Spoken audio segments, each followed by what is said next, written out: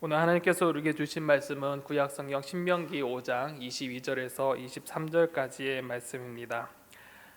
구약 269면에 기록되어져 있는 신명기 5장 22절에서 33절까지의 말씀을 이 시간 저와 여러분들이 한 절씩 교독하도록 하겠습니다. 말씀을 이제 함께 교독하도록 하겠습니다.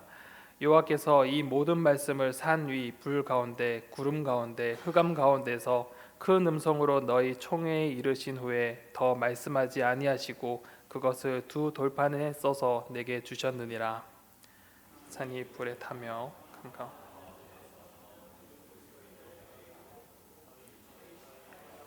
창노들이 내게 말하되 우리 하나님 여호와께서 그의 영광과 위엄을 우리에게 보이심에 불 가운데서 나오는 음성을 우리가 들었고 하나님이 사람과 말씀하시되 그 사람이 생존하는 것을 오늘 우리가 보았나이다.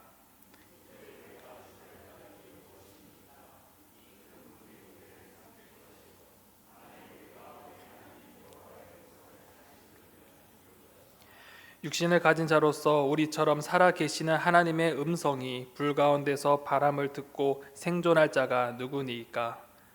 당신은 가까이 나아가서 우리 하나님 여호와께서 당신에게 이르시는 것을 다 우리에게 전하소서. 우리가 듣고 여호와께서 너희가 내게 말할 때 너희가 말하는 소리를 들으신지라. 여호와께서 내게 이르시되 이 백성이 내게 말하는 그 말소리를 내가 들은즉 그 말이 다 옳도다. 다만 그들이 항상 이같이 마음을 품어 나를 경외하며 내 모든 명령을 지켜서 가서 그들에게 각기 장막으로 돌아가라 이르고 너는 여기 내 곁에 서 있으라. 너는 그것을 그들에게 가르쳐서 내가 그들에게 기업으로 주는 땅에서 그들에게 이것을 행하게 하라 하셨나. 그런즉 너희 하나님 여호와께서 너에게 명령하신 대로 너희는 삼가 행하여 좌로나 우로나 치우치지 말고 너희 하나님 여호와께서 그의 명령하신 모든 도를 행하라. 그리하면 너희가 살 것이요 너희가 차지한 땅에서 너희의 날이 길리라. 아멘. 2024년 한 해가 밝았습니다. 혹시 여러분 2023년 가운데 세계에서 가장 영향력이 있는 사람이 누구였을까요? 2023년에 세계에서 가장 영향력이 있었던 사람, 아마 세계적으로 유명한 타임지라는 것이 있습니다. 거기에 타임 100이라는 것이 있는데 이 매년 2004년부터 매해마다 가장 세계에서 영향력이 있는 사람 100명을 손꼽는다고 합니다. 그 중에서 올해에는 그 100명 중에 한 사람이 바로 일론 머스크라는 사람이 이 세계에서 가장 영향력 있는 사람 중 100명에 뽑혔다고 합니다. 일론 머스크는 아마 많은 분들이 이렇게 생각하실 것입니다. 테슬라를 떠올릴 거고 또한 스페이스X라는 것을 떠올리실 것입니다. 그렇듯 이 세계에서 이 일론 머스크의 영향력 매우 큽니다. 그 유명한 그 스페이스X로 화성에 나아가겠다는 그런 자신감을 내비쳤고 또한 전기 자동차로 유명한 그 테슬라를 만들기도 하면서 이 세계적으로 혁신의 아이콘으로 떠올랐습니다. 또한 세계에서 가장 부자인 사람이 또한 일론 머스크이고 또한 많은 사람들이 이 사람을 이끌어서 상상을 현실로 만들어내는 이 능력이 있다고 사람들이 많이 이야기합니다. 여기서 우리는 이 일론 머스크를 대해서 우리는 한 가지 재미있는 그렇지만 일어날 수 없는 상상을 한 가지 한번 해봤으면 좋겠습니다. 만약에 여러분 가운데 이 일론 머스크가 여러분에게 직접 찾아와서 이렇게 이야기하면 어떤 마음이 들겠습니까? 당신의 인생을 책임져 줄게요. 이 세계에서 가장 영향력 있고 부자인 사람이 여러분에게 나와서 당신의 인생을 책임져 주겠습니다 라는 말을 들었을 때 여러분 어떤 기분이 드십니까? 어떤 분은 아마 정말 로또 맞았다는 기분으로 정말 행복해하며 내 인생 이제 펴졌구나 라는 사람이 있을 것 같습니다. 하지만 또 어떠한 생각에서는 왜 내게 이런 혜택을 주지? 라는 생각과 함께 이건 말도 안 되는 것이야 라고 생각하게 될 것입니다. 즉 이러한 제안은 너무나 불가능한 것이며 말이 되지 않는 소리입니다. 그런데 이런 말도 안 되는 제안이 오늘 말씀 속에 나타나는 것을 여러분 알고 계십니까? 일론 머스크는 인간 세계의 최고의 영향력이 있는 사람 중에 한 사람이지만 오늘 말씀에서는 이 땅을 창조하시고 온 우주를 경영하시는 그 하나님께서 이 이스라엘 백성들에게 복을 주실 것이라고 말씀하시면서 그들의 인생을 책임져 주시겠다고 약속하시는 장면이 등장합니다. 하나님께서 무엇이 아쉬워서 그들의 인생을 책임지신다고 하실까요? 하나님은 모든 것을 가지신 분이시고 부족함이 없으시고 또한 무엇이든지 하실 수 있는 분이십니다. 그런데 하나님께서 이 이스라엘 백성의 삶을 책임져 주시겠다고 오늘 말씀 가운데 하시고 계십니다. 더 말도 안 되는 것은 이러한 삶에 대한 선택권을 이 백성들에게 부여하신다는 것입니다. 그리고 그 백성들에게 그 의사를 물어보십니다. 이것은 한마디로 이러한 제안은 말도 안 되는 하나님의 은혜의 사건이자 계약이자 약속의 장면입니다. 오늘 말씀에서 하나님은 너희에게 명령한 모든 도를 행하면 너희가 살 것이고 복이 너희에게 있을 것이며 너희가 차지한 땅에서 길이 영원히 살 것이라고 오늘 약속하십니다. 그리고 그들에게 이 십계명을 들려주시고 그들에게 계약을 제시하십니다. 그리고 이러한 엄청난 말씀에 백성들이 감당할 수 없어서 모세를 중재자로 세워달라고 요청했고 하나님께서는 이 모세를 중재자로 세우시면서 하나님과 이 계약, 언약을 맺게 되어집니다. 하나님의 이런 놀라운 언약의 장면을 오늘 본문을 통해서 달력별로 구별해보면서 자세히 한번 살펴보면서 그 하나님이 말씀하신 것들 우리가 함께 살펴보도록 하겠습니다. 오늘 달력별로 살펴보면 첫 번째는 이 언약의 틀이 먼저 나옵니다. 이 신명기 5장에서 이 십계명을 이야기하시면서 이 십계명이 어떤 틀에서 이루어졌는지 먼저 이 모세가 십계명의 틀에 대해서 이야기합니다. 두 번째 단락에서는 이 십계명을 전달받은 이 백성들이 너무나 힘들어서 그것을 감당할 수 없어서 이 모세를 중재자로 요청하는 장면이 23절에서 27절까지 나타납니다.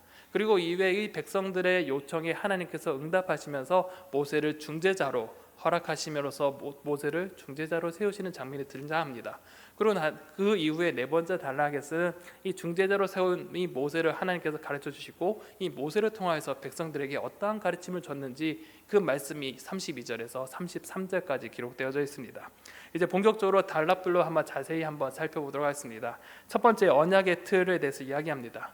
하나님께서는 이 앞서 신명기 5장에서 이스라엘 백성을 향하여서 십계명에 대해서 말씀해 주셨습니다. 그리고 이 말씀하신 것이 어떠한 틀 속에서 말씀하셨는지 이 모세에게 알려주십니다. 22절을 읽어보겠습니다. 여호와께서 이 모든 말씀을 산 위 불 가운데 구름 가운데 흑암 가운데서 큰 음성으로 너희 총회에 이르신 후에 더 말씀하지 아니하시고 그것을 두 돌판에 써서 내게 주셨느니라 라고 모세가 말하고 있습니다. 십계명의 말씀이 선포되어질 때 하나님께서 인재의 모습이 사람이 느낄 수 있도록 그들 가운데 보여주셨습니다. 산 위에 불이 있었고 구름이 있었고 흑암이 나타났습니다. 이는 하나님의 영광이 나타난 모습으로서 구름과 어둠이 둘러싸고 있고 또한 그 반대의 불빛이 어둠의 반대인 그 불빛이 있음으로써 이 경이로운 현상을 이 이스라엘 백성 앞에 펼쳐 보여주셨습니다. 이러한 시각적 형상과 함께 또한 그들 모두가 들릴 수 있는 청각적 요소가 더해져서 큰 음성이 그곳에 모인 모든 백성 즉 총회가 듣게 하셨다라고 말씀합니다. 이러한 기이한 현상 속에 하나님은 십계명을 그들 가운데 말씀하신 후에 더 이상 말씀하지 않으시고 이제 하나님께서 직접 말씀하신 것은 이 두 돌판에 써서 모세에게 주셨습니다. 전능하신 하나님께서 그의 영광과 위엄을 백성들 앞에 보이셨고 말씀하셨습니다. 그리고 기록하여 모세에게 주셨습니다. 즉 이 십계명은 무엇이냐? 모세가 스스로 짜낸 것이 아니라 바로 하나님으로부터 시작된 것이고 하나님께서 직접 온 백성에게 말씀하신 것이며 또한 하나님께서 직접 그 백성들을 향하여서 기록해 주신 말씀이라는 것입니다. 이러한 현상을 보고 들은 백성들은 과연 어떻게 반응했을까요? 두 번째 단락에서는 이 현상을 보고 들은 이 이스라엘 백성들, 이 총회가 어떠한 반응이 나타난지를 기록하고 있습니다. 먼저 이 하나님의 임재와 말씀을 경험한 이스라엘 백성들이 다음과 같이 반응합니다.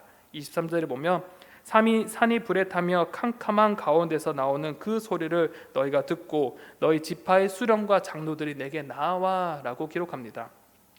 22절에 기록된 것과 같이 산 위에 불과 구름과 이 흑암이 가운데 드려진 그 말씀을 들은 이 이스라엘 총회들은 일제히 이 모세를 향해 나아갔다고 합니다. 그리고 그 현상을 증언합니다. 24절에 보면 말하되 우리 하나님 여호와께서 그의 영광과 위엄을 우리에게 보이심에 불 가운데서 나오는 음성을 우리가 들었고 하나님이 사람과 말씀하시되 그 사람이 생존하는 것을 오늘 우리가 보았나이다 라고 말합니다.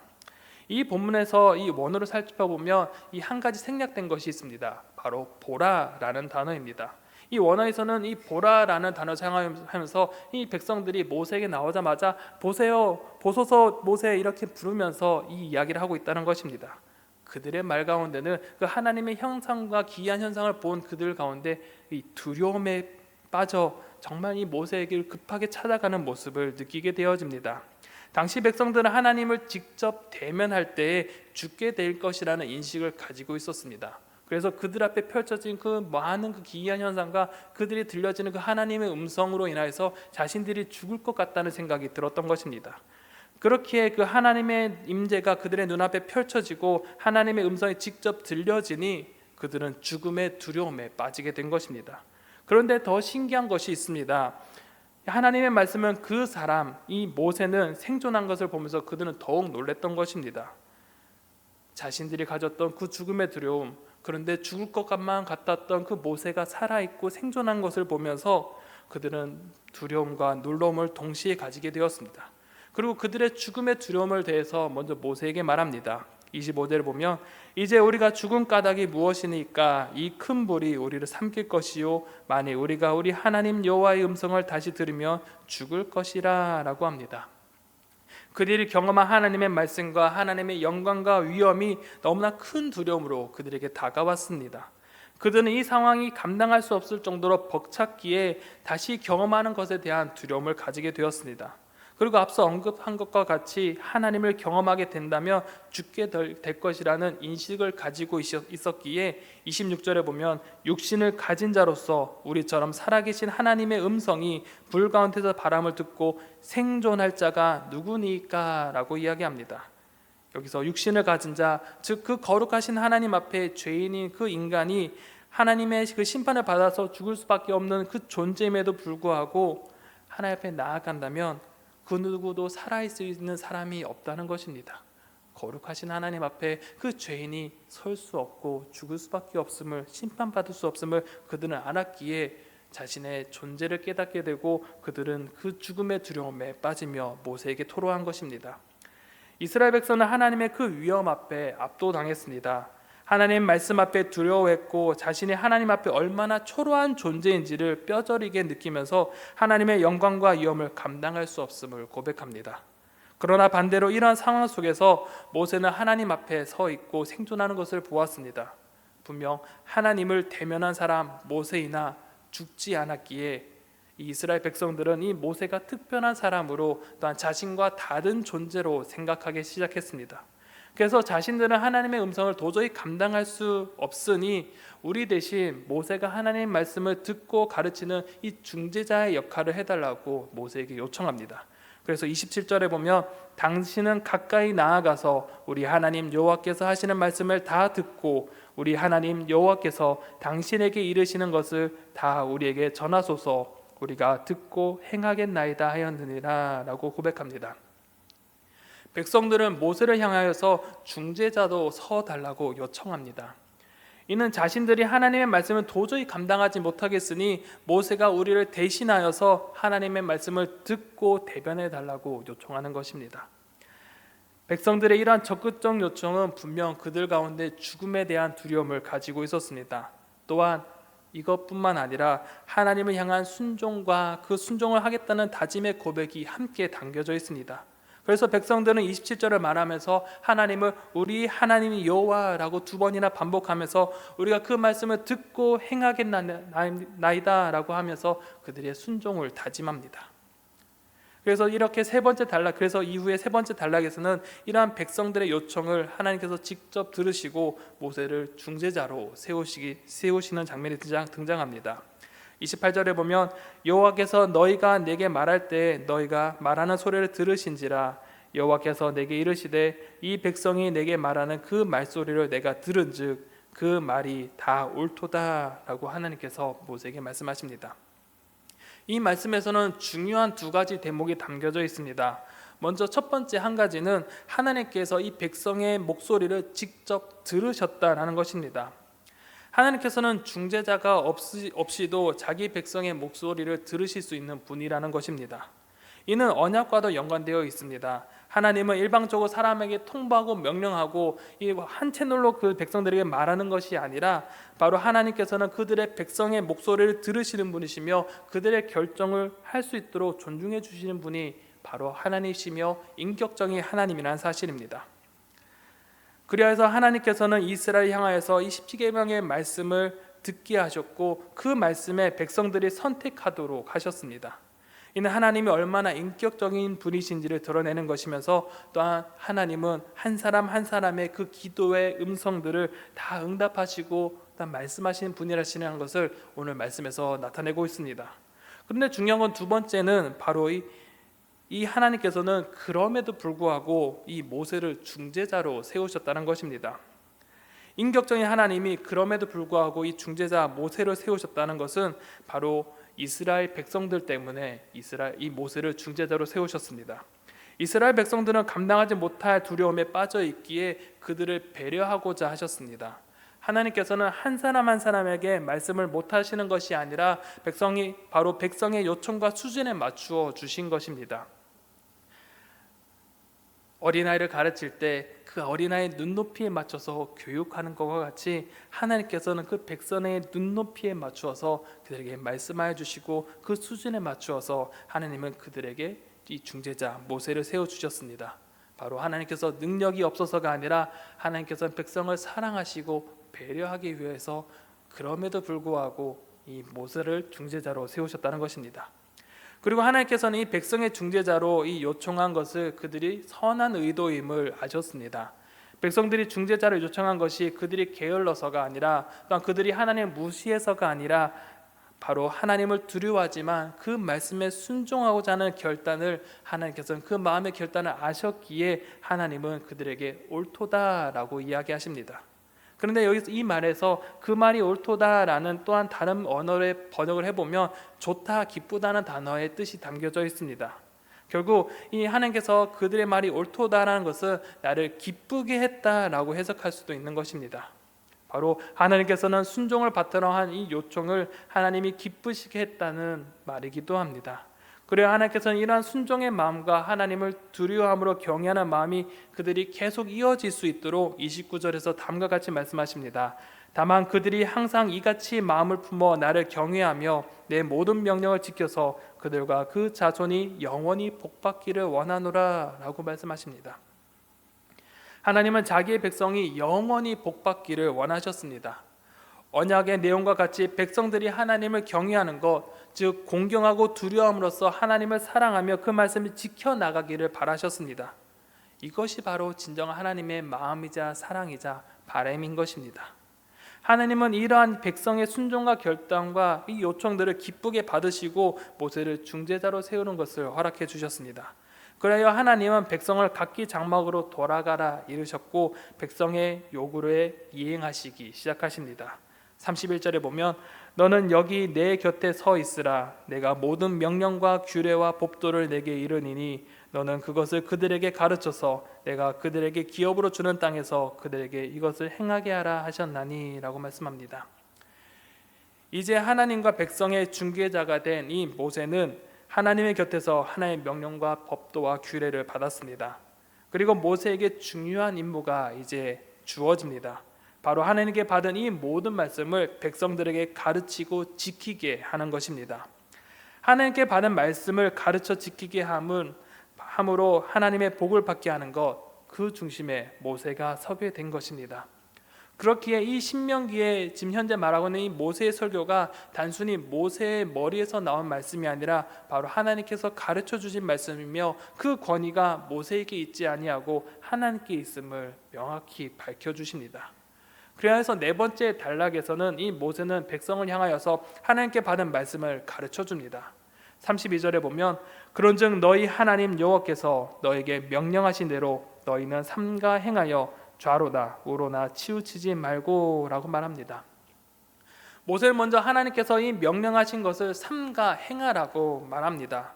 이는 단순히 마음을 다하여서 하나님의 말씀 지키라는 것으로 끝나는 것이 아닙니다. 이 킴 제임스 버전에 보면 이 Yes shall observe to the therefore라고 나옵니다. 이는 행하고 있는지 아닌지를 잘 살펴보라라는 것입니다. 단순히 행하라고 끝나는 것이 아니라 잘 살펴보라는 것입니다. 즉 율법을 행하는 것뿐만 아니라 자신이 잘 지키고 있는지, 자신이 정말 말씀대로 잘 이끌어 가고 있는지 자신의 삶을 되돌아보라고 이야기하는 것입니다. 또한 좌로나 우로나 치우치지 않아야 한다고 우리 가운데 말씀합니다. 이는 균형을 잡으라는 것도 있지만 그보다는 하나님의 말씀과 반대되는 이 세상의 가치관으로 휩쓸려 살지 말 것을 우리 가운데 강조하는 것입니다. 그래야 하나님의 말씀을 잘 지키고 있는지 또한 살펴보며 세상의 가치관에 휩쓸지 않고 말씀을 지키고 행할 때 하나님의 복을 누리게 될 것이라고 마지막 33절에 강조하고 있습니다. 우리 33절을 다 같이 한번 읽어보도록 하겠습니다. 33절입니다. 너희 하나님 여호와께서 너에게 명령하신 모든 도를 행하라. 그리하면 너희가 살 것이요 거기 너에게 있을 것이며 너희가 차지한 땅에서 너희의 날이 길리라. 아멘. 하나님께서 모세를 통하여서 분명하게 가르쳐 주셨습니다. 그리고 모세를 통하여서 백성에게 분명히 가르쳐 주고 있습니다. 하나님의 말씀 이 모든 도를 행할 때 바로 하나님의 복이 너희 가운데 임할 것이라고 말씀하십니다. 하나님과 이스라엘 백성이 맺은 언약은 매우 명확합니다. 하나님의 말씀을 지켜 행하는 자에게는 하나님께서 그의 인생을 책임져 주시고 하나님께서 그의 인생을 형통하게 하실 것이라고 말씀하시면서 약속하셨습니다. 사랑하는 성도 여러분, 오늘 말씀을 통해서 우리는 몇 가지 교훈을 좀 찾아보고자 합니다. 먼저 한 가지 생각해 볼 것이 있습니다. 서두에서 말한 것처럼 하나님은 왜 이스라엘 백성들 가운데 언약을 하셔야 했을까요? 서론에서 저는 매우 우스꽝스러운 상상을 해보자 했습니다. 일론 머스크가 여러분의 일생을 책임져 준다는 이런 엉뚱한 상상을 해보자고 했습니다. 이와 같이 하나님께서는 왜 이스라엘 백성들에게 복을 주시기로 약속하셨을까요? 하나님과 백성이 맺은 언약은 일방적인 명령이 아닌 바로 쌍방간의 계약입니다. 그런데 이 쌍방간의 계약이지만 또한 불평등한 계약이기도 합니다. 보통 계약에서는 갑과 을이 있고 각각 계약을 이행할 의무를 가지게 됩니다. 그리고 이 불평등 계약이라고 하면 보통은 갑이 부당한 계약으로 인하여서 더 많은 이익을 챙겨가는 것, 오히려 을은 합제당하는 그런 것을 우리는 보통 불평등한 계약이라고 생각합니다. 그런데 하나님과 백성의 위치에서 하나님이 갑이자 백성은 을에 위치한 것 같지만 실제적으로 그들의 혜택은 을이 더 많은 혜택을 가져가는 것을 알게 됩니다. 이후로도 많은 성경들의 이야기를 들어보면 백성들은 율법을 계속적으로 어겨나가지만 하나님이 여전히 그 약속을 이행하시는 것을 우리는 너무나 잘 알고 있습니다. 왜 하나님은 이러한 불평등한 계약을 맺고 계셨을까요? 그 이유는 단순합니다. 바로 사람을 사랑하셨기 때문입니다. 하나님께서 우리를 너무나 사랑하시기 때문입니다. 그렇기에 이러한 언약이 당시 계약처럼 보이지만 그 속에는 백성을 향한 사랑이 담겨져 있고 백성을 사랑하기 위한 하나님의 결단이 담겨 있습니다. 또한 사랑의 의무를 하나님께서 직접 지신 것입니다. 그리고 이러한 사랑의 의무가 출애굽의 1세대에만 해당되는 것이 아니라 현재 이 말씀을 듣고 있는 출애굽 2세대에게도 해당되는 언약이며 더 나아가서 현재 우리에게도 여전히 유효한 언약임을 우리는 기억해야 합니다. 하나님의 사랑이 여전히 끊어지지 않고 우리를 사랑하기 위해 그 사랑을 표현을 하시면서 여러분을 끝까지 사랑하신다고 우리 가운데 말씀하시고 계시는 것입니다. 그래서 하나님께서는 나도 여러분을 끝까지 사랑하는 의무를 질 테니 오늘 너희도 이 약속을 지키라라고 오늘 우리 가운데 가르쳐 주시고 계시는 것입니다. 또한 두 번째 의미가 있습니다. 하나님께서는 이 중재자로 모세를 세우셨습니다. 백성들은 하나님의 말씀에 순종하기 위해 모세를 중재자로 세워달라고 요청했고 하나님께서는 이를 허락해 주셨습니다. 그리고 모세를 통하여서 백성들은 하나님의 말씀을 듣고 실천해 나갔습니다. 이 중재자는 오늘날 우리에게 크게 두 가지 의미를 담고 있습니다. 먼저는 하나님께서 모세를 백성의 중재로 세우신 것과 같이 우리에게는 예수 그리스도를 중재자, 중보자로 세워주셨다는 것입니다. 하나님께서 예수 그리스도를 이 땅에 보내주심으로써 하나님과 인간 사이를 이어주게 하셨습니다. 예수 그리스도의 죽으심과 부활하심을 통하여서 우리는 예수 그리스도를 믿음으로 우리는 구원을 얻게 되었습니다. 또한 예수 그리스도를 통하여서 진노의 자녀가 아니라 하나님의 자녀가 되었고, 또한 예수 그리스도를 통하여서 하나님께 나아갈 수 있게 되었습니다. 더 나아가 우리는 하나님께서는 우리 가운데 성령님을 우리 가운데 보내주셨습니다. 성령님을 통하여서 우리는 하나님을 믿게 하셨고, 죄를 깨닫게 하셨고, 회개하게 하셨습니다. 또 우리에게 말씀을 주시고 진리를 가르쳐 주시고 우리에게 말씀대로 살아갈 수 있도록 도와주시는 분이십니다. 또한 그 성령님께서 우리와 함께 하십니다. 그렇게 우리는 성령 하나님의 그 도우심으로 인하여서 말씀대로 살아갈 수 있게 되는 것입니다. 두 번째로 우리는 이 모세와 같이 말씀을 가르치고 또한 지키게 하는 사명을 받았다는 사실이 있습니다. 마태복음 28장 20절, 우리는 너무나 잘 알고 있는 말씀이 있습니다. 내가 너에게 분부한 모든 것을 가르쳐 지키게 하라 라고 예수님께서 우리 가운데 말씀해 주셨습니다. 우리가 말씀을 지키고 행하는 것뿐만 아니라 우리를 통하여서 우리 주변 사람들에게 모세와 같이 말씀을 가르치고 전하는 사명을 우리는 부여받았습니다. 나 혼자 복을 누리고 잘 사는 것으로 끝나는 것이 아니라 이 땅의 중보자로, 전도자로, 하나님 나라의 복음을 전하는 자로, 가르치는 자로 여러분을 부르셨음을 기억하시기 바랍니다. 사랑하는 성도 여러분, 단순히 우리의 삶은 하나님의 말씀을 잘 듣고 행함으로써 우리만 복받는 인생으로 끝나는 것이 아닙니다. 하나님께서는 이 땅에 모세를 세우신 것과 같이 여러분을 이 땅의 중보자로 세우셨음을, 중재자로 세우셨음을 기억하시기 바랍니다. 나만 잘 먹고 잘 사는 것을 원하는 하나님이 아니라 바로 우리 모두가 하나님의 나라의 그 평안을 누리며 형통한 삶을 살아가기를 원하신다는 사실을 기억하시기 바랍니다. 그렇기에 우리가 받은 그 하나님의 사랑, 나만 가지고 살아가는 것이 아니라 성령님과 함께 동행하는, 그리고 나의 삶의 자리에서 하나님의 말씀을 전하는 자로, 가르치는 자로 그 삶을 잘 감당하시기 바랍니다. 2024년이 드디어 밝았습니다. 올 한 해가 하나님과 함께, 성령님과 함께 동행하는 그런 한 해가 되길 소망합니다. 그리고 내게 주신 사명, 하나님의 그 말씀을 나만 누리는 것이 아니라 전하고 가르치는 그 사명에 함께 동참하는 한 해가 되시기를 간절히 소망합니다.